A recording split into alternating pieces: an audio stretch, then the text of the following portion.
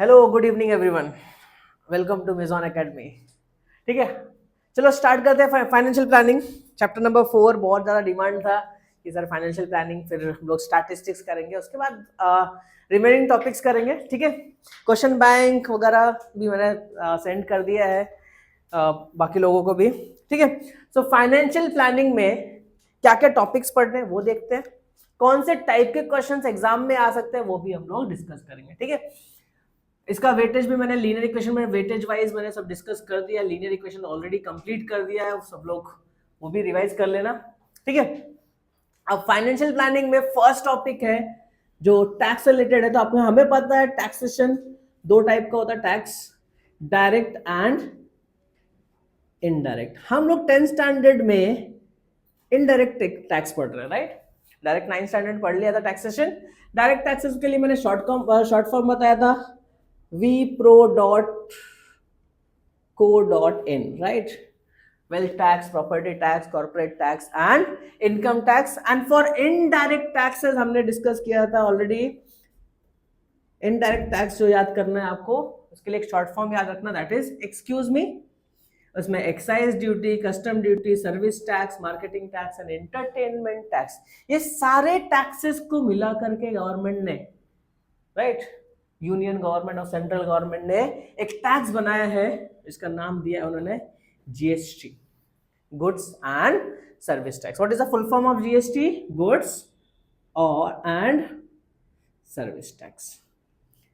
Because हमारे पास दो type के इंडस्ट्रीज हैं, राइट, प्रोडक्ट बेस्ड इंडस्ट्री और सर्विस बेस्ड इंडस्ट्री।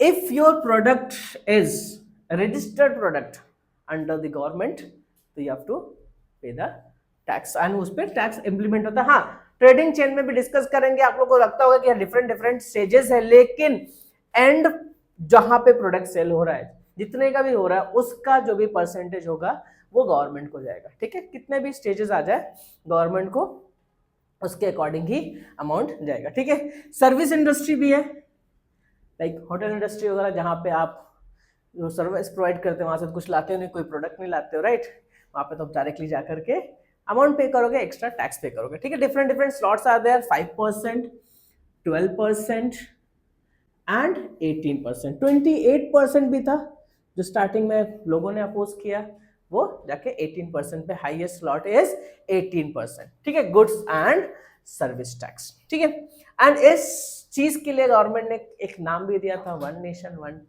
टैक्स।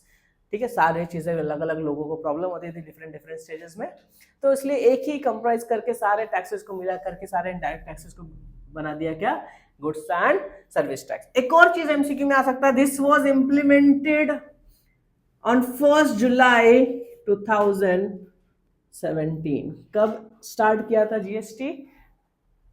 1 जुलाई 2017। ठीक है, चलो अब इसी पे बेस्ड क्वेश्चंस करेंगे हम लोग। पहले चीज, जीएसटी में और क्या क्या चीजें याद रखना है।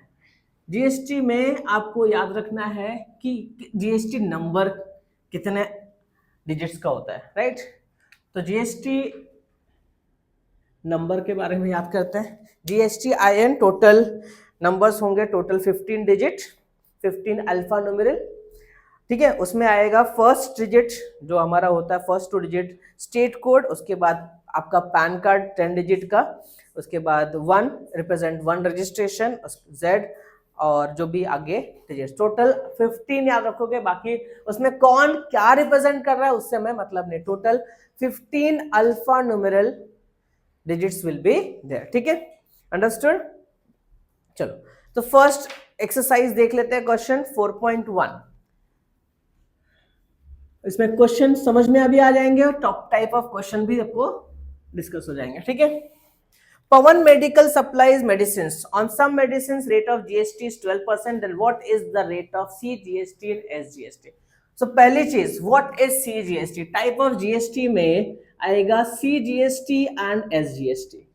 CGST and SGST आधा आधा अमाउंट दोनों गवर्नमेंट को मिलना चाहिए, right. C represent central government, right, जिसे हम लोग बोलते हैं union government, right. CGST and SGST is state government. This amount, suppose अगर गवर्नमेंट आपसे 12% जीएसटी चार्ज कर रही तो 6% of the amount, taxable amount will go to the central government and 6% will go to the state government. ठीक है, तो first question में क्या बोला, पवन मेडिकल सप्लाईज मेडिसिन पे rate of GST is, the rate of GST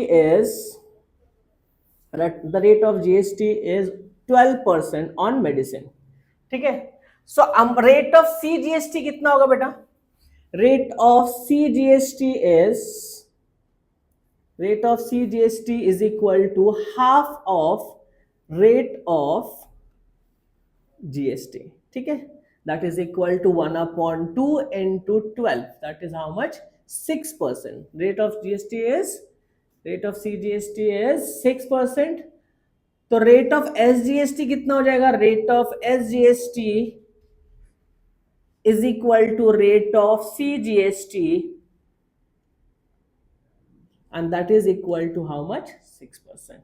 understood everyone? ये इस type के क्वेश्चन आपको 1 मार्क के लिए ही मिलेंगे, ज्यादा नहीं, because half marks for CGST, half marks for SGST. ठीक है, second question is, on certain article if the rate of CGST is 9%, then what is the rate of SGST and what is the rate of GST?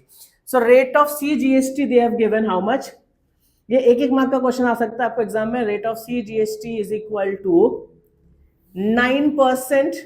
they are asking what is the rate of SGST and rate of GST. so rate of SGST is equal to rate of SGST is equal to rate of CGST,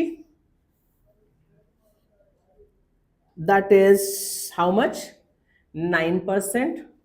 और इसके बाद पूछा है what is the rate of GST, this is rate of SGST। इसके आगे पूछा है what is the rate of GST, so rate of GST is equal to, double हो जाएगा ना बेटा, rate of GST is equal to 2 times rate of CGST। ठीक है, double the rate of CGST, that is how much, 2 times 9%, that is 18%। सबको I think ये clear होगा, इस टाइप का क्वेश्चन 1 मार्क के लिए आपको एग्जाम में मिलेगा। ठीक है, नाउ अब आगे क्वेश्चन पे बढ़ते हैं कि MS Real Paint sold 2 tins of luster paint and taxable value of each tin is 2,800. if the rate of GST is 28%, find the amount of CGST and SGST charged in the tax invoice। पहले आपको क्या क्या mention करना है question के according, वो हम लोग देखते हैं। The taxable value of each tin कितना दिया, 2,800। 2 टिन का हमें टैक्स निकालना है, राइट। सो आपको पहले लिखना है यहाँ पे question number 3, the taxable value of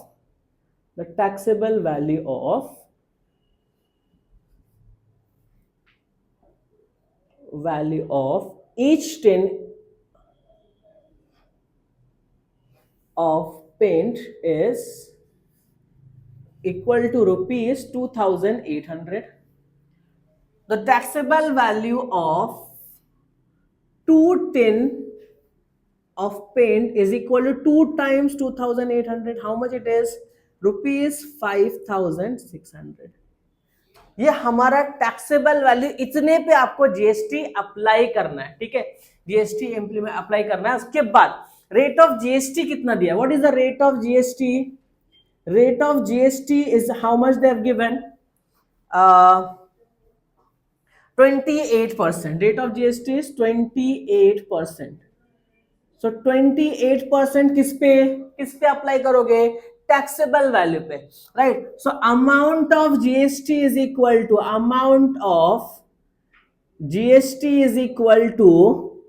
28% of taxable value. 28% of taxable value, that is 28 upon 100 multiply by 5600। Cancel करोगे 28 into 56। और लोग यहाँ पे मिस्टेक नहीं करना है, कैलकुलेशन मिस्टेक नहीं करना है, आपको चुपचाप से साइड में मल्टीप्लाई करना। लास्ट पेज आपका रफ वर्क होता है, वहां पे आप मल्टीप्लाई करोगे। 8 6 48, 8 5 40 plus 4 44, 0 2 6 12, 2 5 10 plus 1 13, 8 6 7 1। How much it is 17, सब लोग चेक करो, 1768 आ रहा है, करेक्ट है, यस 1768। अमाउंट ऑफ जीएसटी कितना आ गया बेटा 1768 amount of GST. After getting amount of GST they are asking how much,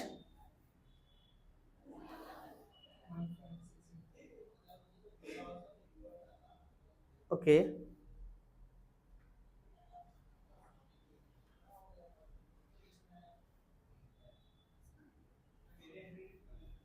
wait, sorry 1568, ठीक है 1568। हाँ, सो अमाउंट ऑफ सीजीएसटी कितना हो जाएगा बेटा, half of this amount of CGST is equal to half of amount of GST, amount of GST, that is how much 1/2 into 1568, that is how much 7 8 and 4 rupees 784। 784 is amount of CGST, तो amount of SGST कितना होगा बेटा, amount of SGST is equal to SGST is equal to, आप लिखोगे पूरा amount of CGST that is equal to rupees 784। clear everyone, ठीक है, चलो इतना लिख लो, फिर आगे हम लोग कंटिन्यू करते हैं। Okay, another question is the taxable value of wrist watch belt. हाँ, the taxable value of a wrist watch belt is rupees 586, the rate of GST is 18%, then what is the price of the belt to the customers, right, for the customer। तो obvious सी बात है, GST पे करना, tax पे करके ही आपको सामान मिलेगा। कोई भी शॉपकीपर विदाउट टैक्स कलेक्शन के आपको प्रोडक्ट देगा नहीं, क्योंकि वो ऑलरेडी पे करके आया है tax.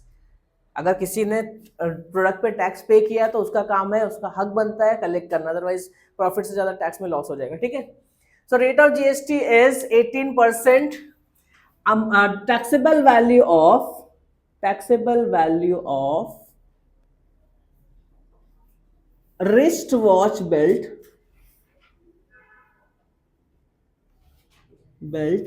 is rupees how much 586। Simple, amount of GST निकाल लेते पहले, बिकॉज वॉच का प्राइस कितना है 586 ना, और जीएसटी कितना पे करना है 18%। So amount of GST is equal to 18% of taxable value, 18% of taxable value। So 18 upon 100 multiply by 586, ठीक है। अब सिंपल सा 18 6 how much 108, 18 8 144, 144 plus 10 is 154, 18 5 90 plus 15, how much it is 90 plus 15, 105.10548 upon 100, it will become 105.48 rupees। Understood ना, ये हो गया हमारा amount of GST. इतना आपको टैक्स एक्स्ट्रा पे करना पड़ेगा, इतना अमाउंट देना पड़ेगा आपको प्राइस के साथ साथ। सो टोटल अमाउंट ऑफ, क्या लिखोगे, total amount to be paid, amount of wrist watch belt is rupees 586 plus 105.48। Add कर दो। अभी देखो डेसिमल के बाद 2 डिजिट है तो 0 लोगे, और किसी को डायरेक्ट ऐड करना नहीं आता तो प्लीज साइड में 586.48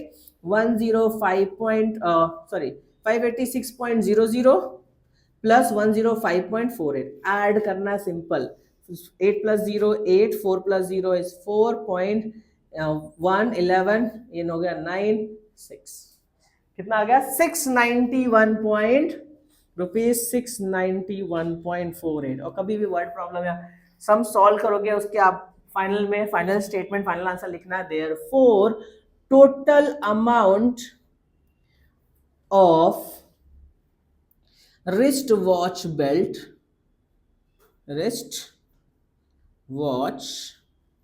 belt is how much? Is rupees 691.48।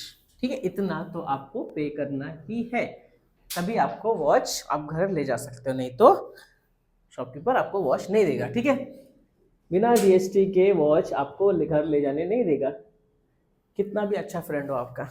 Okay, now total value with GST of a remote controlled car is 1770। इस टाइप का क्वेश्चन आपको 2 मार्क्स के लिए एग्जाम में एक्सपेक्ट कर सकते हो कि अगर फाइनेंशियल प्लानिंग से जीएसटी का क्वेश्चन 2 मार्क्स का आ रहा है तो ऐसे क्वेश्चन एक्सपेक्ट कर सकते हो। The rate of GST is 18% on toy car, find the taxable value, okay, CGST and SGST for this toy car. हाँ, और अच्छा लग रहा आपका 3 मार्क वाले क्वेश्चन में भी आपको एक क्वेश्चन मिल सकता है, बिकॉज 3 चीजें निकालनी है, taxable value, CGST and SGST। तो हम लोग को टैक्सेबल वैल्यू पता ही नहीं है, तो हम लोग क्या अज्यूम करेंगे, जो चीज पता नहीं होता उसको हम लोग क्या बोलते हैं, let X be the taxable value of, किसका taxable value, value of toy car, समझा। एंड रेट ऑफ जीएसटी कितना बेटा आपके पास, रेट ऑफ जीएसटी इज 18% आप पे कर रहे हो, राइट, 18% ऑन टॉय कार। ठीक है, तो टोटल वैल्यू कितना दिया, टोटल वैल्यू कैसे कैलकुलेट करोगे, टोटल वैल्यू का फॉर्मूला क्या होता है, total value of toy car is equal to, थोड़ा मेहनत करके लिखना है बेटा, अच्छा लगता है कि आप अच्छा प्रेजेंट करते हो तो एग्जामिनर को भी अच्छा लगता है चेकिंग करने में कि हाँ इसको नॉलेज है, कुछ तो अच्छा लिख रहा है, सिर्फ शॉर्टकट नहीं मारने का। ठीक है, total value of toy car is taxable value plus amount of GST, amount of GST. अब जीएसटी अमाउंट क्या हो जाएगा, taxable value is x, amount of GST is 18% of x, GST taxable value पे लगाओगे ना कुछ और अमाउंट पे, 18% of x plus 18 upon 100 multiply bye x, कितना हो जाएगा, 100 into x is 100x plus 18x upon 100, कितना हो गया बेटा ये total 118x upon 100। Total value कितना दिया है, total value of toy car is, value of toy car is कितना दिया आपको, वो देखेंगे, रुपीज 1770। टोटल वैल्यू हमने भी कैलकुलेट किया है अकॉर्डिंग टू द एक्स, कितना 118x upon 100 is equal to how much, rupees 1770। So x is equal to 1770, जो डिवीजन में है वो आ जाएगा मल्टीप्लीकेशन में, और जो मल्टीप्लीकेशन में नीचे आएगा तो डिवीजन में हो जाएगा 118। ठीक है, अब यहां पे ध्यान से देखो, 8 यहाँ पे 0 है तो 8 5 40 होता है, तो 1 और 15 118 मल्टीप्लाई बाय 15 कर सकते हो, चेक कर सकते हो हमारा आंसर राइट है कि नहीं। 15 8 120, 15 1 15 plus 12 is 27, 15 1 15 plus 2 is 17. How much it is? 1770. So 15 into 100 will become rupees 1500. So what is the taxable value of the toy car? Therefore, taxable value of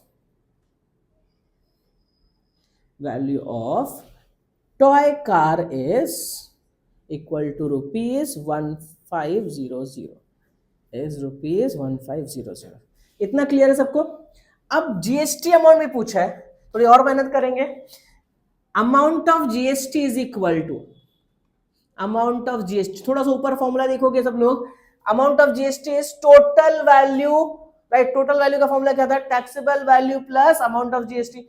हमको ये चाहिए, हमको ये चाहिए, तो इनको हम इधर भगा देंगे, right? That means total value minus taxable value, बराबर? Total value minus taxable value. Total value कितना बेटा अपने पास? 1770 माइनस 1500 कितना आ जाएगा बेटा? ये 270 रुपीज। अगर अमाउंट ऑफ जीएसटी 270 तो आधा किसका आ जाएगा? आधा सेंट्रल गवर्नमेंट और आधा स्टेट गवर्नमेंट। तो चलो आधा आधा बांट दो, ईमानदारी से बंटवारा करना है बेटा, ठीक है? So amount of CGST is equal to amount of CGST is equal to half of amount of GST. So half of 270, how much it is? 135 rupees. अगर 135 रुपीज सेंट्रल गवर्नमेंट को जा रहा है तो 135 रुपीज किसको जाएगा? Amount of SGST। Amount of SGST is equal to amount of CGST is equal to amount of CGST, that is equal to rupees 135। दोनों को इक्वल अमाउंट जाना चाहिए, ठीक है? क्लियर? प्रॉपरली नोट डाउन कर लो, अच्छे से कंप्लीट करो, सॉल्व करो, उसके आगे फिर बढ़ो, ठीक है? पॉज करके सॉल्व करो, ठीक है? ओके तो 5 क्वेश्चंस हो गया। Question number 6, tiptop electronics supplied N AC of 1.10 to a company. The cost of AC supplied is 51,200 with GST। मतलब क्वेश्चन रीड किया, रीड करने के साथ साथ क्या लिखोगे? Total value of air conditioning system is rupees how much? AC is 51,200 with GST, मतलब total value लिखना है, ठीक है? अब आगे पूछ देखो, the rate of GST on AC, CGST on AC is 14%। So rate of CGST दिया है, देखो गिवन कंप्लीट कर लिया करो क्वेश्चन रीड करते करते, ठीक है? Rate of CGST is equal to 14%, ठीक है? अब देखो ये लेंदी क्वेश्चन है, 4 मार्क का। अब आने का चांसेस कम है, लेकिन नहीं आएगा ऐसा मैं नहीं बोल सकता, ठीक है? इसे सॉल्व करके रखना, प्रैक्टिस करके। इसी टाइप का क्वेश्चन भी आ सकता है, छोटा करके। यहाँ पे कुछ ज्यादा चीजें पूछी आपको, कुछ शॉर्ट में 3 चीजें पूछी जाएंगी, 4 चीजें पूछी जाएंगी, ठीक है? आपको क्या क्या पूछा वो देखो। Then find the following amounts as shown in the tax invoice. Rate of SGST, तो फर्स्ट निकालना रेट ऑफ SGST। चलो एक एक साथ निकालते जाते हैं। Rate of SGST is equal to, rate of SGST is equal to rate of CGST, that is equal to how much? 14%, 14%। Okay, so rate of SGST is equal to rate of CGST। बहुत easy, यहाँ पे 1 mark आपका मिल जाता है। अगर ये 6 part है, छोटे छोटे चीजें 6 पार्ट पूछेंगे तो हाफ ऑफ मार्क्स का, ठीक है? सेकेंड चीज क्या पूछा आपको? ये तो हो गया first part. Second part question में देखोगे तो rate of GST on AC, हमें पता है rate of GST on AC is equal to 2 times rate of SGST ले लो या रेट ऑफ सीजीएसटी। जो दिया था रेट ऑफ सीजीएसटी कितना दिया था बेटा हमें? सीजीएसटी 14%, सो 2 टाइम्स 14% कितना आएगा बेटा? ये 28%। कितना आएगा? 28%। सो रेट ऑफ जीएसटी कितना आ गया बेटा? Rate of GST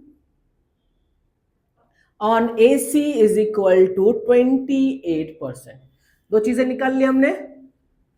third part क्या पूछा है?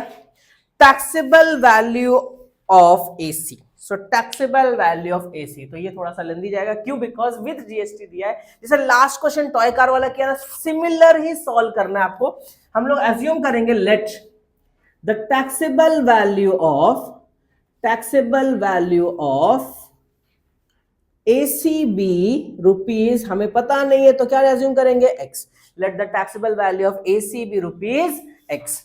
देयरफॉर अमाउंट ऑफ जीएसटी कितना हो जाएगा, amount of GST on AC is equal to 28% of x, right. X rupees का अगर टैक्सेबल वैल्यू तो जीएसटी का अमाउंट कितना हो जाएगा 28% ऑफ एक्स। तो देयरफॉर टोटल वैल्यू, फॉर्मूला क्या लिखा था हमने, total value of AC with GST, right, of AC total value मैंने बताया था with including GST, of AC is equal to taxable value plus amount of GST. अब values put करते जाओ। टैक्सेबल वैल्यू, टोटल वैल्यू कितना दिया हमें, मैंने यहां पे लिखा था कितना, 51,200 is equal to taxable value हमने क्या अज्यूम किया, x, and amount of GST is 28% of x, 28% of x. आराम से सॉल्व करते जाएंगे। 28 ऑफ मतलब होता है मल्टीप्लीकेशन, राइट, वहां पे मल्टीप्लाई करना है, नहीं तो कुछ भी लिख दोगे। 51,200 is equal to x plus 28 upon 100 multiplied by x. तो 51,200 100 plus 100x plus cross multiply करेंगे 100x plus 28x upon 100, it is how much, 51,200 is equal to 128x upon 100, x is equal to, जो division है वो multiply होगा 51,200 multiply by 100 divided by 128। So 128 फोरजा 512 होता है। So multiply करोगे 400 multiply by 100, it will become x is equal to 40,000। कितना आगे बेटा, rupees 40,000. So the taxable value of AC is, therefore taxable value of AC is rupees 40,000. कितने का AC है बेटा आपका, 40,000। ऊपर का अमाउंट आप टैक्स पे कर रहे हो, राइट, मतलब कितना पे किया था 51,200, जो भी एक्स्ट्रा पे किया 40,000 के ऊपर वो आपका जीएसटी हो गया, ठीक है। आगे पूछा टोटल अमाउंट ऑफ जीएसटी, अब यही फॉर्मूला यूज करेंगे। Fourth part, total amount of GST. अब टोटल अमाउंट ऑफ, यहां पे फिर से परसेंटेज निकालते मत बैठना, टोटल अमाउंट ऑफ जीएसटी ये निकालना है ना, तो ये वाला पार्ट हम उधर भेज देंगे। क्या लिखोगे, total amount of GST is equal to total value of AC minus taxable value of AC. Taxable value, total value 51,200 थी माइनस 40,000 टैक्सेबल वैल्यू है, तो ये कितना आ जाएगा, यस 11,200। कितना एक्स्ट्रा पे कर रहे हो आप, 11,200। ये अमाउंट ऑफ जीएसटी हो गया, अमाउंट ऑफ जीएसटी। आगे फिफ्थ पार्ट में क्या पूछा है, लगता तो बहुत लेंदी है, छोटी छोटी चीजें पूछी है। फिफ्थ पार्ट में आपको क्या पूछा बेटा, देखो वहां पे ध्यान से सब लोग क्वेश्चन में। फिफ्थ पार्ट में पूछा है कि amount of CGST, amount of SGST. अभी हमें पता है कि जीएसटी का आधा किसको जाने वाला है, सेंट्रल गवर्नमेंट, आधा किसको कौन लेगा, स्टेट गवर्नमेंट, राइट। तो amount of SGST is equal to amount of CGST, calculate कर लेते पहले। CGST is equal to half of amount of GST, amount of GST. अब अमाउंट ऑफ जीएसटी कितना है हमारे पास, 11,200। अब इसका हाफ कितना होगा, 5,600, 2 5 10, 12, ठीक है। सो अमाउंट ऑफ सीजीएसटी कितना गया, 5,600। देयरफॉर अमाउंट ऑफ एसजीएसटी कितना होगा बेटा, amount of SGST is equal to amount of CGST that is equal to rupees 5,600। तो ये हो गया हमारा फिफ्थ पार्ट और ये हो गया हमारा six part, CGST and SGST। Total 6 parts हमें कैलकुलेट करने थे, जिसमें से अगर ये 4 मार्क का है तो सीधा का सीधा 1 मार्क इसमें मिल जाएगा, बाकी सबको हाफ हाफ। बट 1 मार्क की मेहनत वाला क्वेश्चन मिलेगा, 3 से 4 चीजें मिलने वाली है, आप जो चीजें निकालते हो उस पर 1 मार्क मिलने वाला है, ठीक है। तो अच्छे से स्टेप बाय स्टेप सॉल्व करना, मार्क्स की चिंता मत करना, स्टेप्स करेक्ट करो, लालच में मार्क्स पे मत जाओ, पहले स्टेप्स करेक्ट होगा तो जाके आपको अच्छे मार्क्स मिलेंगे, ठीक है। कंप्लीटेड, नोट डाउन कर लो अच्छे से। Okay, another question, last question जो है कंप्लीट कर देता हूं, ठीक है।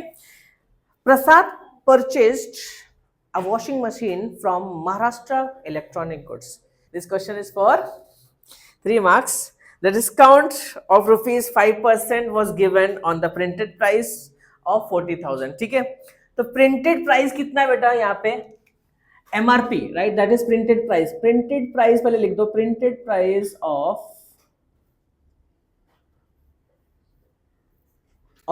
washing machine is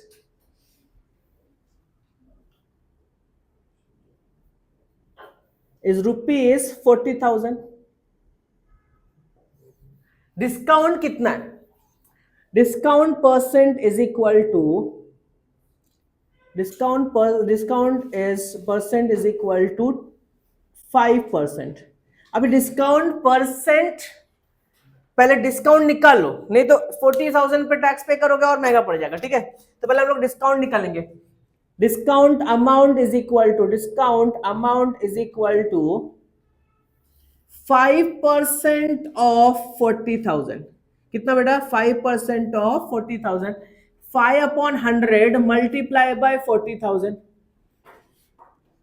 0 0 cancel, 4 5 20, 2,000 rupees का डिस्काउंट मिल रहा है आपको महाराष्ट्र इलेक्ट्रॉनिक गुड्स से, ठीक है। तो अब डिस्काउंट माइनस करने के बाद जो अमाउंट आएगा टैक्सेबल वैल्यू का। अब लोगों में कंफ्यूजन होता है टैक्सेबल वैल्यू और इसमें जीएसटी में। टैक्सेबल वैल्यू मतलब जितने अमाउंट पे आप टैक्स लगा रहे हो वो जीएसटी अमाउंट जिसपे आप निकालोगे जीएसटी, ठीक है। मतलब आपका बेस प्राइस, जितने अमाउंट पे आप परचेज करते हो। फॉर एग्जांपल वॉशिंग मशीन 40,000 की है, 38,000 में खरीद रहे हो, तो वो आपका 38,000 इज द टैक्सेबल अमाउंट। उस पे जीएसटी आप पे करोगे, उस पे जो भी परसेंटेज रहेगा उस पे जीएसटी पे करोगे। तो टैक्सेबल वैल्यू ऑफ, वो टैक्स नहीं है, टैक्सेबल वैल्यू है। टैक्स मतलब जीएसटी होगा, ठीक है। Taxable value of washing machine is equal to rupee 40,000 minus 2,000. How much it is? 38,000 rupees, ठीक है। कितना? 38,000 rupees. अब रेट ऑफ जीएसटी कितना दिया? अब इसके आगे देखते हैं, आगे क्वेश्चन में rate of GST is equal to, rate of GST is 28%. 28%. तो अमाउंट ऑफ जीएसटी निकाल लो। Amount of GST is equal to 28% of taxable value. अब कितने का खरीद रहे हो वॉशिंग मशीन आप डिस्काउंट के बाद? 38,000 का। तो 28/100 multiply by 38,000, 0 0 cancel, 28 multiply by 380, इसको मल्टीप्लाई कर लो, 38028, ठीक है। तो या फिर 28 इंटू 38 कर लो, उसके बाद एक जीरो अप्लाई कर दें। 8 8 64, 8 3 24 प्लस 6 इज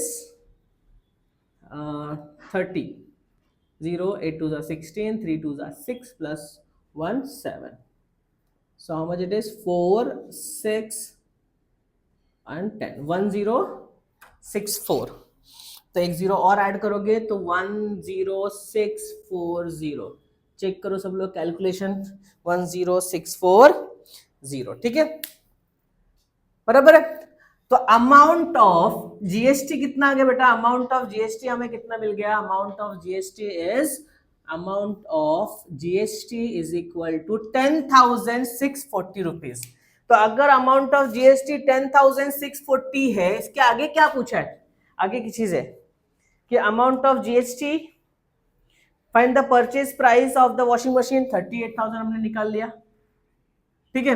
फिर उसके आगे क्या पूछा था कि also find the amount of CGST and SGST. तो अमाउंट ऑफ जीएसटी निकाला, तो अमाउंट ऑफ सीजीएसटी कितना होगा बेटा? Amount of CGST is equal to half of amount of GST. That is half of amount of GST is 10,640 rupees.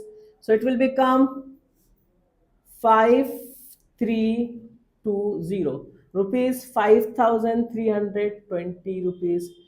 तो amount of SGST कितना हो जाएगा? Amount of SGST is equal to amount of CGST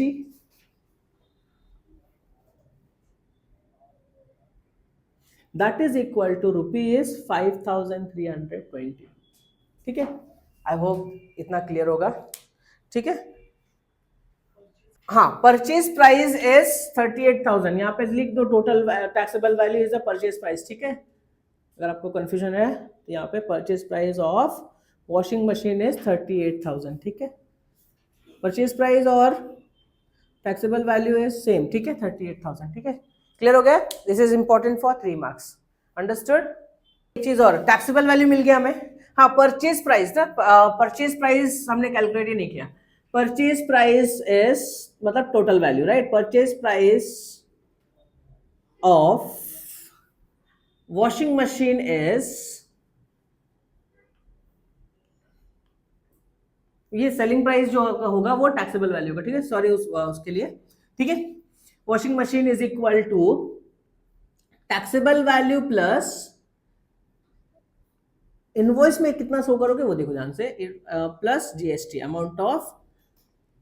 amount of GST. ठीक है, हाँ, purchase price of washing machine is taxable value plus amount of GST. ठीक है, taxable value is 38,000 plus 10,640 rupees. Add कर दो, it will become 48,640 rupees. Sorry, वहां पे उसके लिए मैं purchase price that is taxable value जो है वो हमारा 38,000 है.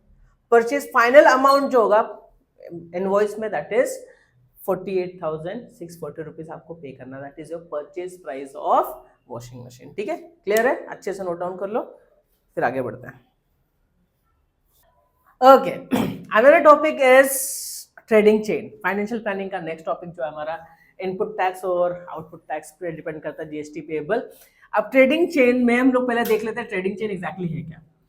हम स्टार्ट करेंगे यहाँ पे मैन्युफैक्चरर से होलसेलर, होलसेलर से रिटेलर, रिटेलर टू कस्टमर. ठीक है, अब सपोज एक वॉच हम लोग अज्यूम करते हैं जिसका प्राइस है 100 रुपीज. उस पर टैक्स अज्यूम कर लो 12%, मतलब 12 रुपीज गवर्नमेंट को टैक्स. तो जो होलसेलर है वो 12 रुपीज पे करेगा GST टू द मैन्युफैक्चरर. तो गवर्नमेंट को सीधा ये 12 रुपए चला गया कितना? ठीक है, GST में. ठीक है, उसका हाफ उन लोग समझ जाना कि half CGST central government, half S को जाएगा. ठीक है, अब ये होलसेलर रिटेलर को वही वॉच 200 में सेल कर रहा है. तो अगर इसने होलसेलर ने मैन्युफैक्चरर को टैक्स पे किया है, GST पे किया है, तो उसका फर्ज बनता है, उसको जरूरी है कि वो रिटेलर से टैक्स कलेक्ट करेगा, अदरवाइज लॉस में आ जाएगा. ठीक है, बिकॉज वो तो खुद का पैसा तो है नहीं ना, गवर्नमेंट का पैसा है, कोई हाथ नहीं लगाएगा. ठीक है, उसको लेना भी है, खुद के जेब से नहीं देने वाला. ठीक है, तो कितना कलेक्ट करेगा? 12% of 12% of 200 it is 24 rupees. अब मुझे बताओ यहाँ पे होलसेलर ने कितना टैक्स पे किया था? 12 रुपीज. कलेक्ट कितना किया? 24 रुपीज. तो कितना GST पे करेगा वो? 24 माइनस 12 दैट इज 12 रुपीज. अब रिटेलर इसको 300 में सेल कर रहा है, तो ऑब्वियस सी बात है, अगर उसने 24 रुपीज GST पे किया है तो कलेक्ट भी करेगा 12% ऑफ जितने का सेल करेगा उस पे 12%. ठीक है, 12% ऑफ 300 दैट इज 36 रुपीज. तो 36 रुपीज कलेक्ट कर रहा है, 24 उसने दिया था, तो he is going to pay the tax. To the government, इन दोनों का डिफरेंस 36 माइनस 24 इज 12। तो टोटल कितना हो गया 12 प्लस 12 प्लस 12। मैंने स्टार्टिंग में बताया था एंड ट्रेडिंग चेन का एंडिंग, जहां पे कस्टमर जितने का परचेस करेगा उसका जो भी परसेंटेज होगा वो गवर्नमेंट को जाता है। मतलब टोटल अमाउंट कितना गवर्नमेंट को मिल गया, डिफरेंट कितने भी स्टेजेस हो लेकिन गवर्नमेंट को कितना मिल रहा है 12% ऑफ एंड, मतलब कस्टमर तक कितना जा रहा है। ठीक है, ट्रेडिंग चेन का एंडिंग पार्ट। ठीक है, अभी कस्टमर कंज्यूमर है, वो कंज्यूम करेगा या बेचेगा उसका मर्जी, उसका लुकआउट है। ठीक है, ये ट्रेडिंग समझ में आ गया सबको। 36 रुपीज टू द गवर्नमेंट। तो यहाँ पे हमने क्या सीखा कि जीएसटी पेएबल इज, एक फॉर्मूला सीखा हमने, क्या GST payable is output tax. Output tax मतलब क्या, जो आप कलेक्ट कर रहे हो। रिटेलर के लिए आउटपुट टैक्स क्या हुआ 36 rupees minus ITC input tax credit. क्यों, बिकॉज 36 रुपीज जब कलेक्ट करेगा तो 24 उसने पे किया था, वो वापस मिल रहा है। अपना पैसा 24 रुपीज लेकर के रिमेनिंग अमाउंट गवर्नमेंट को देगा। 36 minus 24 that is ITC, that is rupees GST payable. ठीक है, 12 rupees output tax minus IT से। समझ में आ गया होगा सबको। जीएसटी पेएबल क्या होगा, आउटपुट टैक्स माइनस जितना आपने कलेक्ट किया, आईटीसी इज जीएसटी जिसने आपने पे किया था, उन दोनों का डिफरेंस आपको जीएसटी पेएबल आएगा। ठीक है, फॉर्मूला समझ में आ गया, ट्रेडिंग साइड से समझ में आ गया सबको। अब ध्यान से देखना first question. Chetna store paid the GST of 1,05,500 rupees. तो फर्स्ट क्वेश्चन 4.2 का, Chetna store paid the GST of rupees 1,05,000 rupees. तो इसने पे किया मतलब क्या, ITC for Chetna store is, जो पे किया हुआ हमारा आईटीसी होगा for Chetna store is equal to rupees, how much, is equal to rupees 1,05,000 rupees and collected the GST of rupees how much, 1,22,000 at the time of sale, 1,22,000. So output tax for Chetna store is 1,22,500. कितना, 1,22,500 rupees. ठीक है, so on 1st July to 31st July 1 month का sale दिखाया। Find the GST payable by Chetna store. तो output tax and input tax दोनों मिल गया। ITC for Chetna store is 1,05,000 rupees, output tax for Chetna store is 1,22,500 rupees. तो GST payable for Chetna store is, GST payable is Chetna store is equal to 1 output tax, पहले formula लिखोगे, output tax minus ITC, that is 1,22,500 minus 1,05,000 rupees. How much it is? Rupees 22,000. अगर इसके आगे भी add on किया है कुछ तो वो क्या हो सकता है, इसके आगे जो एड ऑन हो सकता है कि find the amount of CGST and SGST, वो भी आप कैलकुलेट कर सकते हो। ठीक है, अब नेक्स्ट क्वेश्चन देखते हैं। सेकंड क्वेश्चन ध्यान से रीड करोगे और रीड करने के बाद आपको आइडेंटिफाई करना है what will be the output tax and what will be the ITC for that trading. ठीक है, सेकंड क्वेश्चन क्या दिया आपको, प्रॉपर्ली सब लोग क्वेश्चन रीड करेंगे।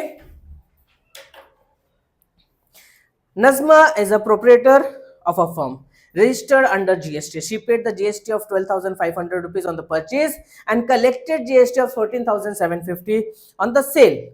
What is the amount of ITC to be claimed and what is the amount of GST payable? Now, Nazma paid the GST of rupees 12,500. सब लोग ध्यान से देखना, अगर जीएसटी पे किया मतलब नजमा को ये वापस मिलने वाला सेल करने के बाद, बिकॉज गया तो है वो, लेकिन जब पूरा सेल हो जाएगा तो वापस भी आने वाला, बिकॉज जीएसटी कलेक्ट करने वाला सेल के टाइम पे, राइट। तो paid the GST of 12,500 rupees. So ITC to be claimed is, ITC for Najma is rupees 12,500. अब this Nazma is collecting the GST of amount 14,750 rupees on sale. So Nazma collected GST on sale. How much it is? Rupees 14,750. कितना collect किया? 14,750. So output tax is how much? Output tax जब GST collect कर रही हो that means output tax हो जाएगा 14,000 rupees 14,750. तो इन दोनों का जो डिफरेंस होगा वो जीएसटी होगा. So GST payable is output tax minus ITC that is 14,750 minus 12,500. कितना आ जाएगा बेटा? 2,250 रुपीज. चेक कर लो सब लोग. I think it is the answer. Next question number 3. Aamir enterprises, इसमें जो स्टेटमेंट है मैं स्टेटमेंट रीड आउट करूंगा, कुछ स्टेटमेंट आप लोग लिखोगे. Aamir enterprises purchase a chocolate bottles and pays a GST of 3,800 rupees. तो फॉर आमिर एंटरप्राइजेस, पहले आमिर एंटरप्राइज का हम लोग जीएसटी कैलकुलेट करते हैं. एंटरप्राइजेस, ठीक है. They are giving the GST amount. कितना हो जाएगा? क्या लिखोगे? Aamir enterprises paid the GST of rupees. Aamir enterprise paid the GST of rupees 3,800. अब जितना पे किया वही तो क्लेम करेगा, कुछ और क्लेम थोड़ी ना कर सकता है, right. So ITC for Aamir enterprises is 3,800. ITC for Aamir enterprises is 3,800. अब यही bottle, chocolate bottle, sauce bottle किसको सेल कर रहा है? वो Aamir enterprises to Akbari brothers, right. कितना? And collect the GST of rupees 4,100. Now Aamir enterprise collected GST of rupees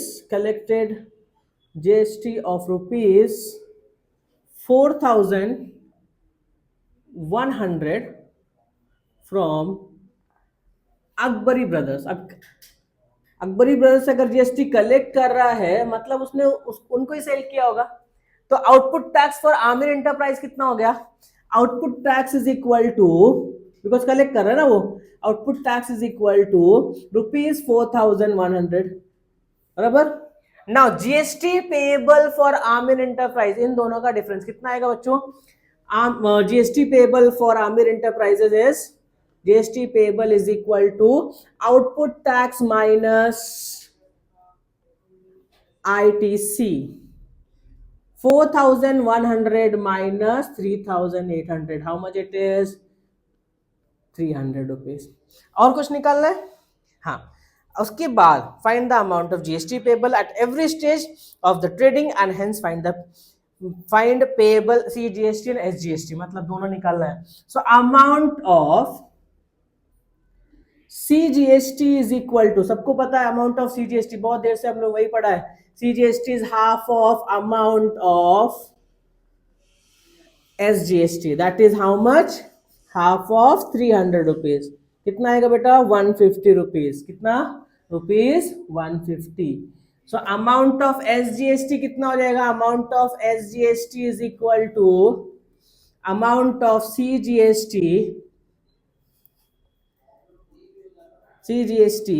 that is equal to rupees 150. दोनों का सेम अमाउंट होगा. इसके बाद सेकेंड स्टेज, अब वही अकबरी ब्रदर्स इस chocolate bottle Mayank food corner purchase these bottles from Akbari brothers and paid the GST of 4,500 rupees. तो अब ये अकबरी ब्रदर्स जो है वो सेल कर रहा है ये bottle, sauce bottles to the Mayank food corner. तो फॉर अकबरी brothers, मैं शॉर्टकट में लिख रहा हूं क्या कि Akbari brothers paid the GST of rupees, किसको पे किया था? आमिर इंटरप्राइजेस को। तो आईटीसी फॉर अकबरी ब्रदर्स कितना हो जाएगा बेटा? कितना पे किया उन्होंने? 4100 रुपीज। तो ITC for Akbari brothers will be 4100 rupees. अब इन्होंने अगर पे किया है टैक्स तो जीएसटी भी कलेक्ट करेंगे। अगर जीएसटी पे किया तो जीएसटी कलेक्ट करेंगे। Akbari brothers collected the GST of rupees, collected the GST of rupees 4500 from Mayank food corner. कौन सा फूड कॉर्नर बेटा? मयंक फूड कॉर्नर, ठीक है। तो आउटपुट टैक्स क्या हो जाएगा अकबरी ब्रदर्स का? Output tax is equal to, उसने कलेक्ट कितना किया है? 4500। कितने का डिफरेंस आ रहा है? Therefore, GST payable for Akbar Brothers is output tax minus ITC. That is 4500 minus 4100. That is rupees 400 rupees. So for Akbari Brothers, amount of CGST क्या हो जाएगा बेटा? Amount of CGST is equal to half of amount of GST, that is rupees 400। कितना आ जाएगा? 200 rupees. अगर 200 amount of CGST है तो अमाउंट ऑफ SGST कितना हो जाएगा? यहाँ पे लास्ट में लिख रहा हूं, amount of SGST is equal to amount of CGST, that is equal to 200 rupees. ठीक है, इतना क्लियर है। इसके अलावा ज्यादा डिफिकल्ट क्वेश्चन इस एक्सरसाइज से नहीं आएंगे। Input tax, output tax, basic चीजें याद रखो, बस इतना इनफ है। ठीक है, इतना नोट डाउन कर लो। ओके, सॉरी, एक करेक्शन है, ये amount of CGST is half of amount of GST। ठीक है, राइटिंग थोड़ा मिस्टेक हो गया। Half of amount of GST, that is half of 300, 150 आएगा, और amount of SGST and amount of CGST will be same. ठीक है, लिख लो। ओके, अभी तक हमने trading chain, input output tax, ठीक है, GST पेबल सब कुछ देख लिया। ठीक है, अब आते हैं मेन टॉपिक पे जो कि हमारा है ट्रेडिंग से रिलेटेड। ठीक है, तो उसमें कुछ वैल्यूज याद रखने हैं। उसके बाद हम और भी चीजें देखेंगे जहाँ पे इन्वेस्टमेंट वाला चीजें आएंगी, जहाँ पे कमीशन आएगा। ठीक है, तो बेसिक चीजें देखते हैं। What is share? पहली चीज, स्टॉक एक्सचेंज क्या है जहाँ पे शेयर सेलिंग एंड बाइंग होता है, राइट। शेयर एग्जैक्टली क्या है? It is a part of a capital. ठीक है, आपने ये अब शेयर की जरूरत क्या पड़ती है हमारी कंपनी को शेयर मार्केट में रजिस्टर करने की जरूरत किस लिए पड़ती है? जस्ट बिकॉज हमें चाहिए इन्वेस्टमेंट। कौन इन्वेस्ट करेगा? लोग। बिकॉज बड़ा कैपिटल, इतना बड़ा कैपिटल चाहिए आपको, तो एक इंडिविजुअल पर्सन तो आपको स्पॉन्सर नहीं कर, इन्वेस्ट नहीं कर सकता। उससे बेटर है आप हम शेयर मार्केट में जाते हैं, हम अपनी कंपनी को रजिस्टर करेंगे। रजिस्टर करने के बाद IPO लॉन्च होता है, इनिशियल पब्लिक ऑफरिंग, जो कि इनिशियल अमाउंट आपको ज्यादा से ज्यादा उस कंपनी को मिल जाता है थ्रू दी पब्लिक, राइट। लोगों से आपको सब चीज मिल जाएगा। ठीक है, अब आते हैं इसमें कौन कौन से टर्म होगी। तो एक पार्ट, एक smallest unit of the unit जो शेयर होगा, पार्ट होगा, that is known as share. ठीक है, उस कैपिटल का एक स्मॉलेस्ट यूनिट जो होगा वो उसको हम बोलेंगे शेयर। तो शेयर के कुछ टर्म्स है। पहला term that is face value. जब आप कंपनी को जब रजिस्टर करते हो और उसका एक शेयर का जो पहला वैल्यू होगा वो हमारा कहलाता है फेस वैल्यू। अब डिपेंड करता है कंपनी ग्रो कर रही है या लॉस में जा रहा है। तो दो चीजें हो सकती है, ये फेस वैल्यू इधर भी जा सकता है और इधर भी जा सकता है, मतलब बढ़ भी सकता है और घट भी सकता है। अगर कंपनी प्रॉफिट में होगी तो फेस वैल्यू बढ़ता जाएगा और market value will be greater than face value. अगर कंपनी लॉस में होगी तो market value will be less than face value. ये आप रफ में ड्रॉ करके रखना एग्जाम से पहले, ताकि आपको याद रहेगा कि मार्केट वैल्यू का कंडीशन क्या। अगर कंपनी प्रॉफिट में है तो शेयर इज एट प्रॉफिट, कितना है वो भी आप कैलकुलेट कर सकते हो। एंड अगर आपको मार्केट वैल्यू फेस वैल्यू से कम दिख रही है तो शेयर इज एट डिस्काउंट, और अगर यहीं पर ही है तो शेयर इज एट पार। तीन चीजें क्या याद रखोगे? Profit, premium, discount and par. Clear हो गया सबको? हाँ, अब इस पे बेस्ड क्वेश्चंस आपको करने हैं। फिर आता है dividend. Dividend is the profit share, क्योंकि आपने कंपनी में इन्वेस्ट किया ना, तो you are the part owner of that company. तो आपको, अगर आपका कंपनी 1 साल के लिए उसको जितने पीरियड के लिए उस कंपनी में आपका पैसा इन्वेस्ट है, तो आप कंपनी का फर्ज बनता है कि प्रॉफिट शेयर भी आपको दे। That amount is known as dividend amount. ठीक है, समझ में? तो चलो 4.3 देखते हैं। क्वेश्चन के साथ साथ समझेंगे, थोड़ा कॉन्सेप्ट समझ लो। एक आध क्वेश्चन आपको मिल जाएगा इसमें से, और बेसिक क्वेश्चन ही सॉल्व करूंगा। ठीक है, तो फर्स्ट क्वेश्चन जो दिया है activity based question for 2 marks. ऐसे क्वेश्चन जितने भी एक्टिविटीज है टेक्स्ट बुक में सब कुछ एक लाइन से सॉल्व कर देना है। टेक्सचुअल एक्टिविटी मिलने ही वाली है आपको एग्जाम में। तो यहाँ पे फर्स्ट क्वेश्चन में फेस वैल्यू दिया, फर्स्ट का फर्स्ट फेस वैल्यू दिया आपको 100 रुपीज। ठीक है, और बोला share is at par, share is at par. मैं सॉल्व कर दे रहा हूं, बॉक्सेस आप लोग फिल कर लेना। तो अगर शेयर इज एट पार तो market value will be equal to face value, that is equal to 100 rupees. अगर पार है तो मतलब कंपनी ना इधर गई ना उधर गई, वहीं की वहीं रह गई। ठीक है, क्लियर? तो सॉन्ग याद रखना, इधर चला मैं या उधर चला। ठीक है, मार्केट में किधर भी चला प्रॉफिट या लॉस होना ही है। ठीक है, सिंपल से याद रखोगे, इधर या उधर, अगर वहीं का वहीं रह गया तो share is at par. Understood everyone? Song याद है क्या सबको?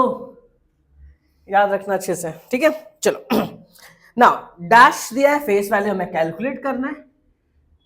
Share is at premium, share is at premium.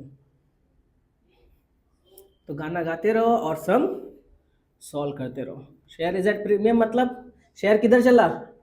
Right side में, right. Share is at premium. ठीक है, प्रीमियम ऑफ रुपीज कितना बेटा? 500। तो मार्केट वैल्यू कितनी है? 575, 575 रुपीज। तो हमें पता है कि अगर प्रीमियम में होगा शेयर तो market value is equal to face value plus premium. Face value plus premium profit है ना। तो face value, market value 575, face value हमें कैलकुलेट करना है। प्रीमियम कितना है बेटा? 500 का उधर भागेगा तो face value is equal to 575 minus 500। तो शेयर कितने का था? 75 रुपीज का। ठीक है, चलो आ जाओ। और मार्केट है ऐसे ही फ्लक्चुएट होता है। ठीक है, सॉन्ग की तरह, इधर चला मैं उधर चला। ठीक है, प्रॉफिट लॉस होना ही है, इसलिए investments are subjected to market risk. Read all schemes and documents carefully. ठीक है, चलो थर्ड पार्ट देख लो। 10 रुपीज फेस वैल्यू दिया हुआ है, फेस वैल्यू इज ₹10। अब मार्केट वैल्यू कम हो गई है। किसी भी कंपनी को ये तो नहीं चाहिए कि उसकी मार्केट वैल्यू कम हो, और किसी पर्सन को भी यही नहीं चाहिए कि उसकी मार्केट वैल्यू कम हो। ठीक है, तो यहां पे क्या लिखोगे? Since market value is less than face value, therefore share is at discount. Company loss में चल रही है, देयरफॉर कितना डिस्काउंट है तो फिर सबट्रैक्ट करके देखेंगे, right. Discount is equal to face value minus market value. कितना आ जाएगा बेटा? 10 माइनस 5 रुपीज लॉस में चल रही है, therefore share is at discount of ₹5। Question number 2 easy है ना।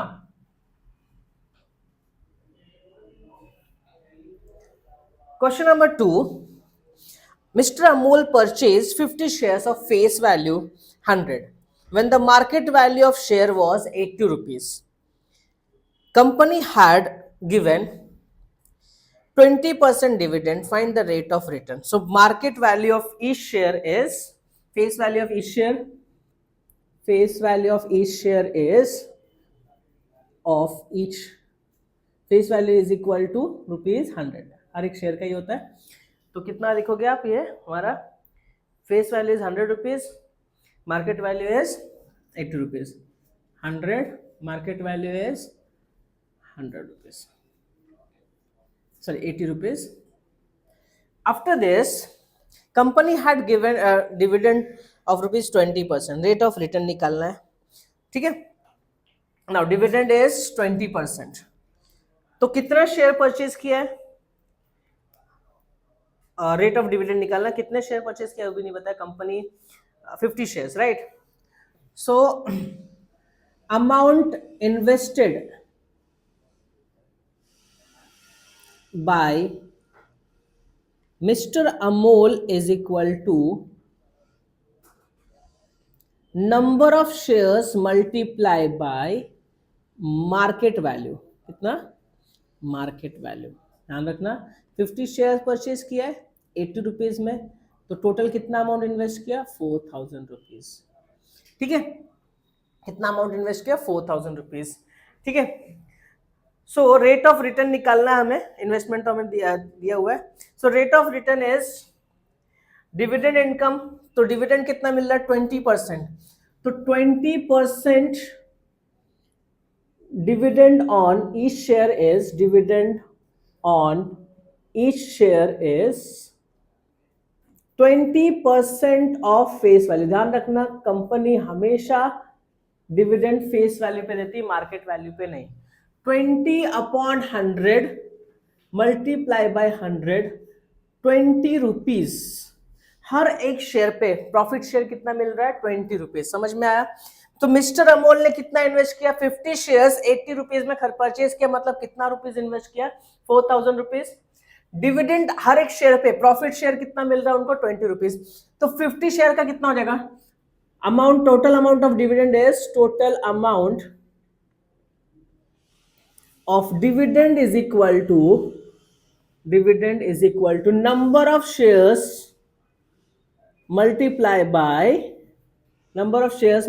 Bye dividend on each share. अगर एक शेयर पे ₹20 मिल रहा है तो 50 शेयर्स पे कितना मिलेगा?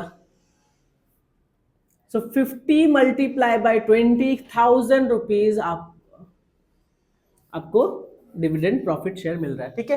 Therefore rate of return is equal to formula याद रखोगे, dividend upon sum invested, dividend upon sum invested multiply by 100.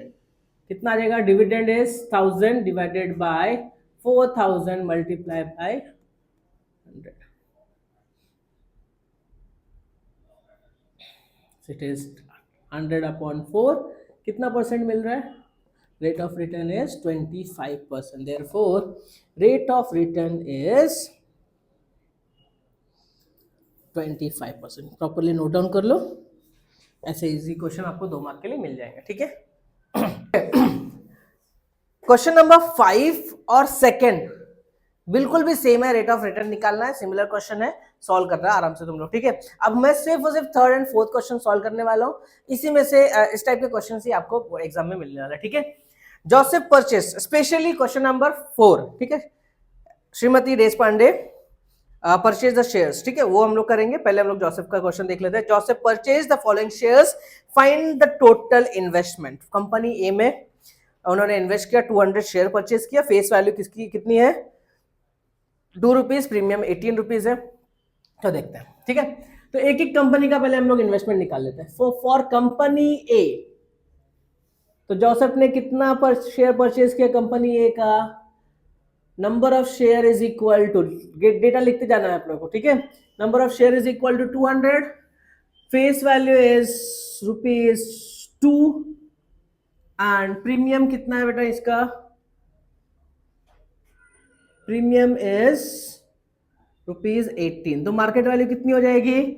Market value of this share is face value plus premium, face value plus premium, that is 2 + 18, that is ₹20। ठीक है, हर एक share का value देखो, यहाँ पे question एक बार देख लो अच्छे ध्यान से, फेस वैल्यू ₹2, प्रीमियम 18, हर एक शेयर का वैल्यू कितना है? Market value ₹20। तो 200 share, so total investment, amount invested in company A कितना हो जाएगा बेटा? Company A is equal to number of share multiply by market value of each share, that is 200 multiply by 20, that is 2 2 जा 4, ₹4,000 Joseph ने invest किया company A में। So for company B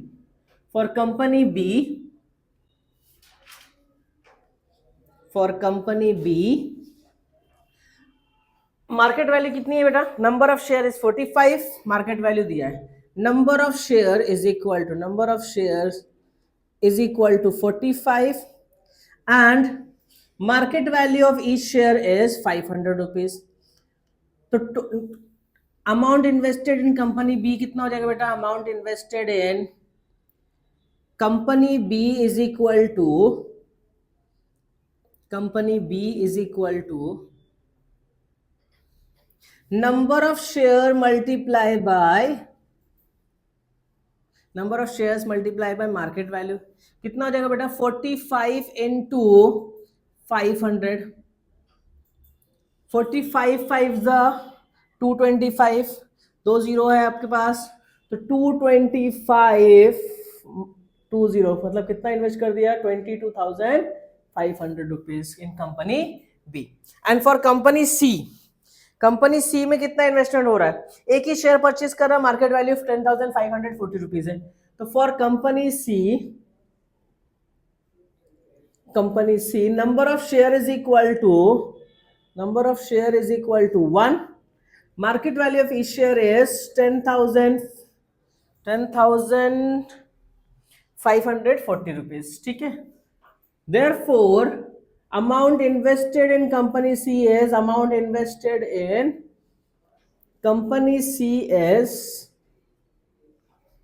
how much? Number of share multiply by market value, that is 1 multiplied by 10,540, that is ₹10,540। Company A, sorry यहाँ पे नहीं लिखा ना मैंने, हाँ, after this total investment company A plus company B plus company C, so total amount invested by Joseph is mister Joseph ठीक है, Joseph is equal to amount invested in company A plus amount invested in B, amount invested in company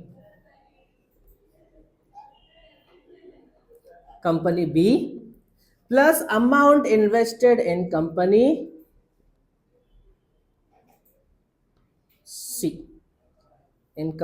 C, ठीक है। So total amount कितना हो जाएगा? 4,000 plus amount invested in company B is 22,500 plus 10,540, add करो तीनों amount, 26,500 plus 10,000, 36,500 plus 540, ₹37,040। Check कर लेना answer correct है या नहीं, ठीक है। एडिशन चेक कर लो सब लोग, ₹37,040 टोटल अमाउंट इन्वेस्टेड हो गया, ठीक है। अब 4.3 से एक और लास्ट क्वेश्चन करेंगे, वो जो है क्वेश्चन नंबर 4, ठीक है। सब लोग ध्यान से देखना। Shrimati Deshpande purchase the shares of ₹, face value कितना है?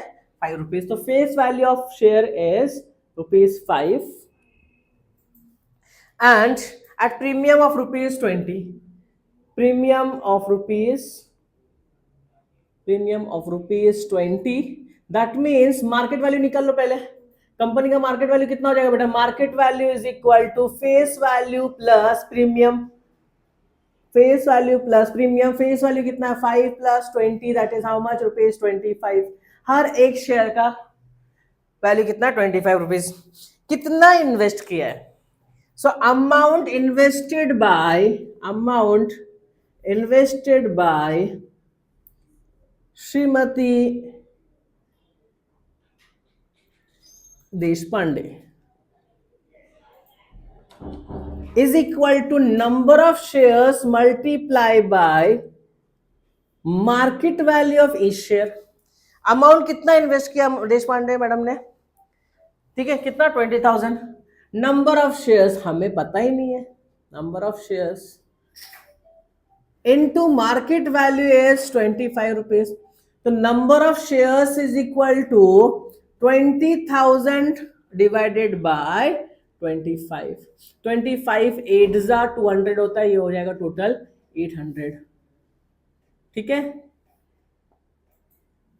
सो टोटल आ गया कितना, number of shares is 800, therefore number of shares is equal to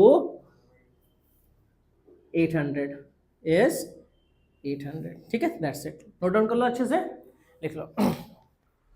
okay, last concept, last exercise for financial planning is related with your investment and brokerage, ठीक है। सो brokerage, अभी वो trading हम डायरेक्ट करेंगे तो हमें मार्केट का अंदाजा नहीं है कि मार्केट एग्जैक्टली कंपनी कैसा वेरी कर रहा है, तो बेटर है हम किसी के थ्रू इन्वेस्ट करें जो जिसको मार्केट का नॉलेज हो, right.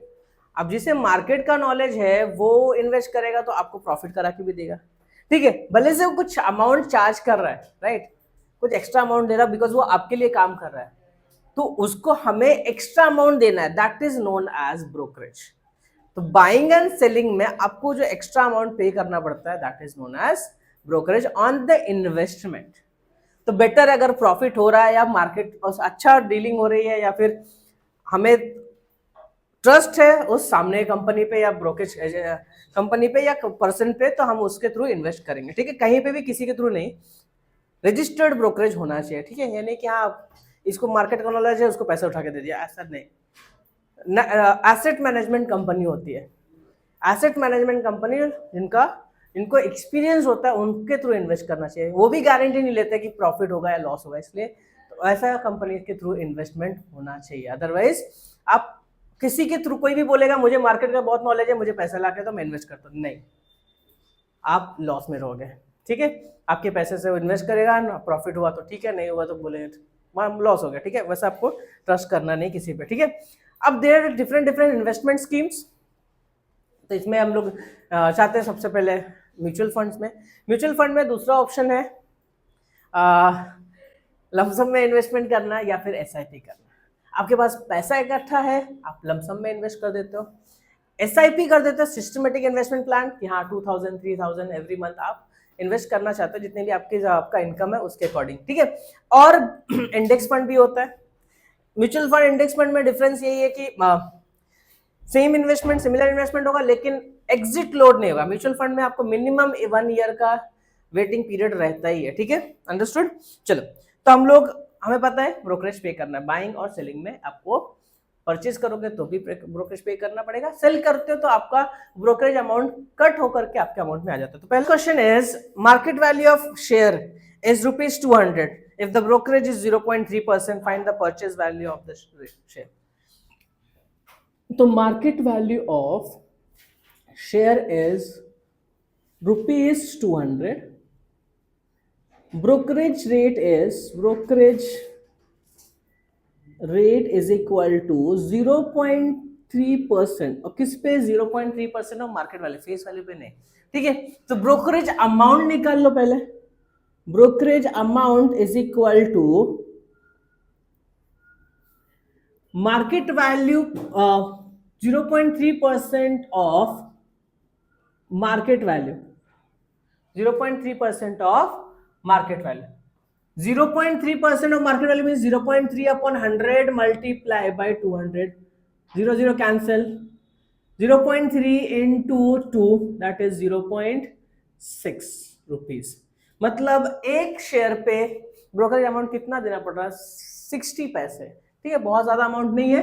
Therefore purchase price of each share is equal to market value plus brokerage. कितना हो जाएगा बेटा? Market value is 200 plus brokerage is 0.6, 200.6 rupees per share. कितना हो जाएगा परचेज वैल्यू? 200.6 रुपीज। ठीक है, 60 लिखो या 6 लिखो चलेगा। Next question number 2, fill in the blanks given in the contract note of sale purchase of share. ठीक है, इस टाइप का क्वेश्चन अगर आता है तो एक टाइप आ गया, एक बॉक्सेस, तो 2 मार्क के लिए। अगर दोनों बड़े बॉक्सेस आ गए तो फिर आपको 4 मार्क्स के लिए आएंगे। ठीक है, सो सेकंड क्वेश्चन क्या है? A share is sold for market value of ₹1000। तो market value of share is equal to ₹1000। ठीक है, ₹1000। After this brokerage rate is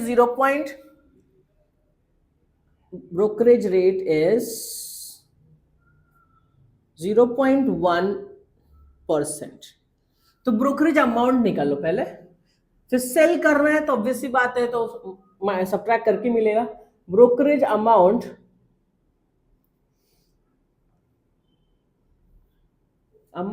is equal to 0.1% of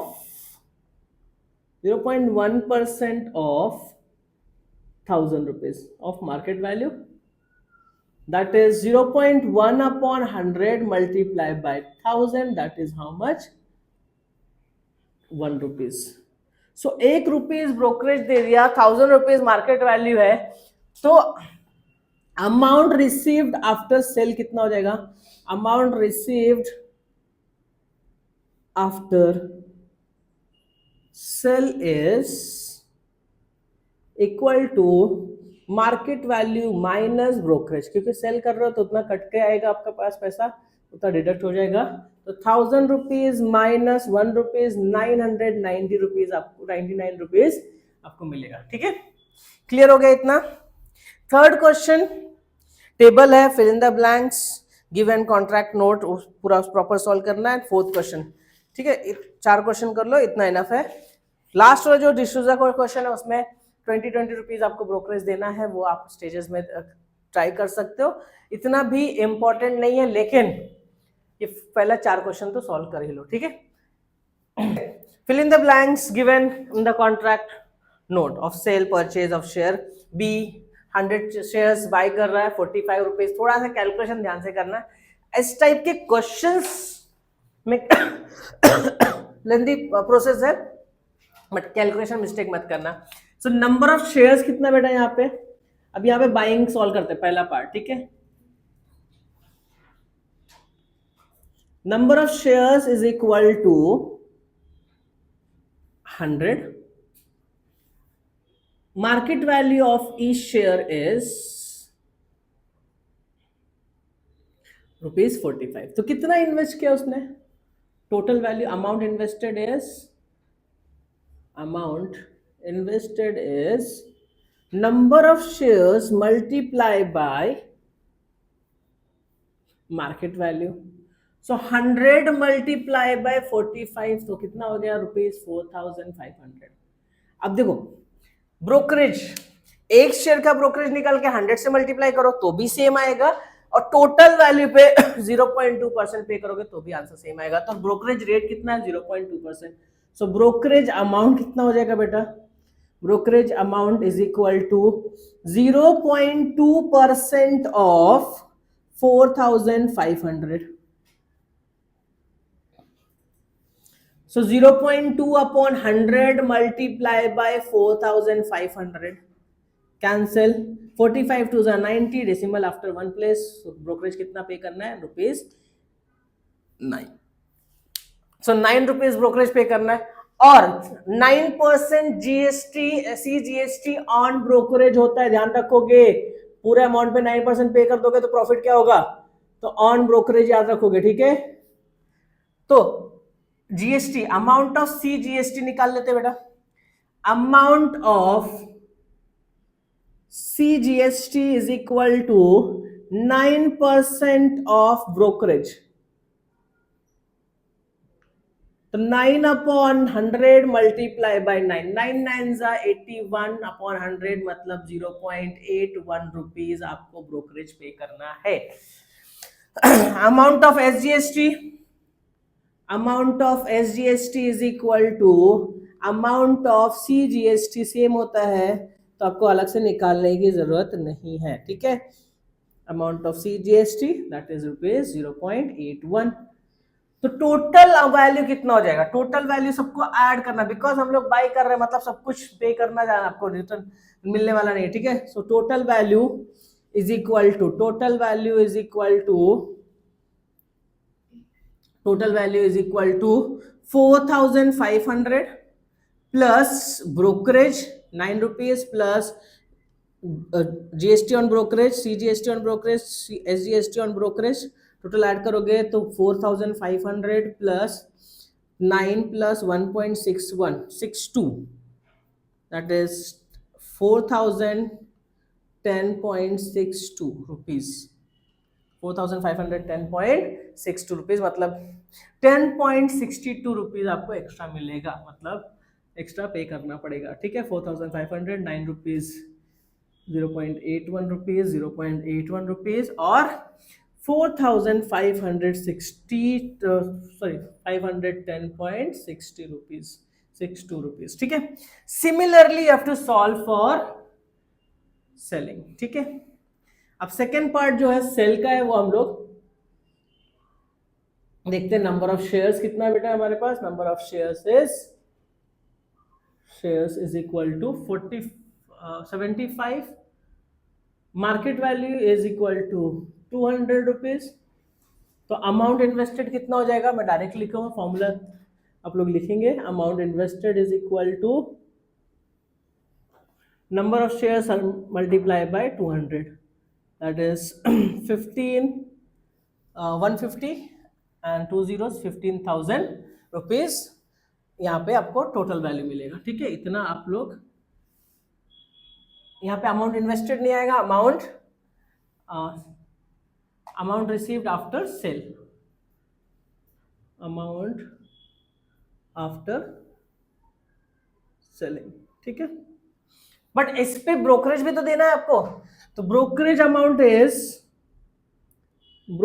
amount is equal to, ये तो cell के बाद amount आएगा बट उस पे तो ब्रोकरेज भी देना, 0.2% ऑफ 15,000 कितना आ जाएगा बेटा, 0.2 divided by 100 multiply bye 15,000, 2 0 cancel, 15 2 30 decimal after 1 place, ठीक है। तो 30 रुपीज, तो 30 रुपीज आपने ब्रोकरेज पे कर दिया, ठीक है। और amount of CGST, amount of CGST is equal to 9% of 30, brokerage का 9%, 9 upon 100 multiply by 30 that is 270 divide by 100, 2.7 rupees. अब 2.7 अमाउंट ऑफ सीजीएसटी है तो अमाउंट ऑफ एसजीएसटी कितना होगा बेटा, amount of SGST is equal to amount of CGST that is equal to 2.7 rupees, ठीक है। After this total subtract करोगे, ठीक है। So total value is equal to 15,000 जितना आपने सेल किया है माइनस 30 रुपीज ब्रोकरेज का हिस्सा जाएगा, 2.7 रुपीज जीएसटी आपको सीजीएसटी देना है, 2.7 रुपीज एसजीएसटी देना है। तो 15,000 माइनस 35.4 रुपीज, ठीक है। 2.7 5.4 तो 30 ये सब ऐड हो जाने वाला है, 35.4 रुपीज। सब्ट्रैक्ट करोगे 15,000.0 माइनस 35.4 रुपीज, ये आ जाएगा 6 9 minus 5 is 4, 9 minus 3 is 6, 9 4, ठीक है, 14964 रुपीज, 14946.60 रुपीज, ठीक है, इतना क्लियर है। सिमिलरली आपको लास्ट क्वेश्चन सॉल्व करना है। Shrimati Desai sold face value 100 rupees और when the market value 50 rupees, ठीक है, 50 रुपीज मार्केट है तो रिसीव 4988.2 रुपीज। तो मार्केट वैल्यू ऑफ हर एक शेयर का वैल्यू निकाल लेना after sale. She break paid the brokerage of 0.2, तो 50 रुपीज का 0.2 आप निकालोगे। उसके बाद जीएसटी ऑन ब्रोकरेज इज 18%, मतलब हर एक शेयर का वैल्यू आएगा 49.882 रुपीज और टोटल से डिवाइड करोगे तो 100 शेयर्स आपको मिलने वाला, ठीक है। Clear everyone? So Shrimati Desai sold 100 share. I hope financial planning पूरा क्लियर है, मैंने सारे टाइप कवर किए। इसी में से आपको कुछ ना कुछ क्वेश्चंस मिलेंगे ही, कुछ सॉल्व एग्जांपल भी सॉल्व कर लो, ठीक है। बेस्ड क्वेश्चंस कोई छोड़ना मत, जितने भी एक्टिविटी सॉल्व एग्जांपल में टेक्सचुअल एक्टिविटी है वो आपको करना है, because activity based questions total आपको 2 मार्क्स का 2 एक्टिविटी प्लस 3 मार्क्स का एक एक्टिविटी, मतलब 7 मार्क्स एक्टिविटी बेस्ड क्वेश्चन है वो करना ही है। 1 मार्क का क्वेश्चन जैसे सीजीएसटी एनएसजीएसटी 4 क्वेश्चन वहाँ पे है। फिर एमसीक्यू में आपको क्वेश्चन मिलेगा, 3 मार्क के क्वेश्चन में आपको क्वेश्चन मिलेगा, लास्ट क्वेश्चन में भी आ सकता है। तो इस तरह का फाइनेंशियल प्लानिंग आपको टोटल 8 to 10 मार्क्स आपको मिलना ही है, ठीक है। तो अच्छे से करना, ठीक है। ऑल द बेस्ट, लाइक करो, सब्सक्राइब करो और दोस्तों को शेयर भी करो, बहुत जरूरी। एग्जाम से पहले वीडियो शेयर करो ताकि सबका प्रिपरेशन अच्छे से हो जाए, सब लोग अच्छे से पेपर लिख सके, ठीक है। Thank you.